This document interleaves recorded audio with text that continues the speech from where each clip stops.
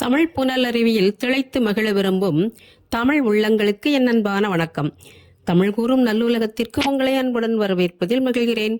தமிழமுதம் பருக எப்போதும் எம்மோடு இணைந்திருங்கள்.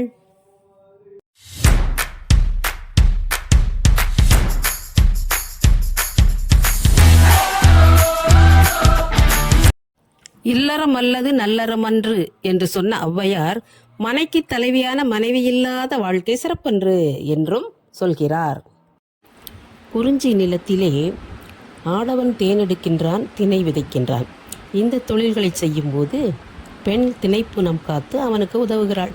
முல்லையிலே ஆணிரை மேய்த்தலை ஆடவன் முயற்சி செய்கிறான். பெண் என்ன செய்கிறாள்? பால், தயிர் போன்ற பொருட்களை விற்று அவனுக்கு உறுதுணையாக இருக்கிறாள்.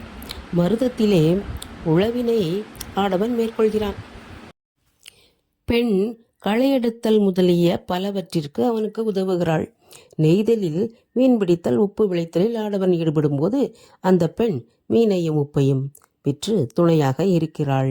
சங்க காலத்தில் இப்படி ஆணுக்கு நிகராய் பெண் உழைத்து மனையை மாண்புறச் செய்கின்றாள். இக்காலத்திலும் இல்லறத்தில் ஈடுபடக்கூடிய இருவர் இணைந்து பணி செய்தால்தான் இல்லறம் நல்லறம் ஆகும் என உணர்ந்துள்ளனர். ஆயினும் சிலர் மனைக்கு தலைவியான மனைவியை பிரிந்து வாழ்வதை பெருமை என மதியிழந்து பிதற்றுவர். இது நன்றன்று என்று கூற வந்த ஔவையார் அழகான ஒரு பாடலில் கூறுகிறார், பாருங்கள். நீர் இல்லா நெற்றி பாழ், நெய்யில்லா உண்டி பாழ், ஆறு இல்லா ஊருக்கு அழகு பாழ், மாறில் உடன் பிறப்பு இல்லாத உடம்பு பாழ், பாழே மடக்குடி இல்லா மனை. நெற்றியில் திருநீர் இடாவிட்டால் நெற்றி அழகு பாழாகிவிடும். நெய்யோ எண்ணெயோ இல்லாத உணவு சுவை குன்றிவிடும். ஊருக்கு நிலையான ஒரு நீர்நிலை ஆறு இல்லாவிடில் அந்த ஊருடைய அழகும் குன்றிவிடும், அந்த வளமும் பாழாகிவிடும்.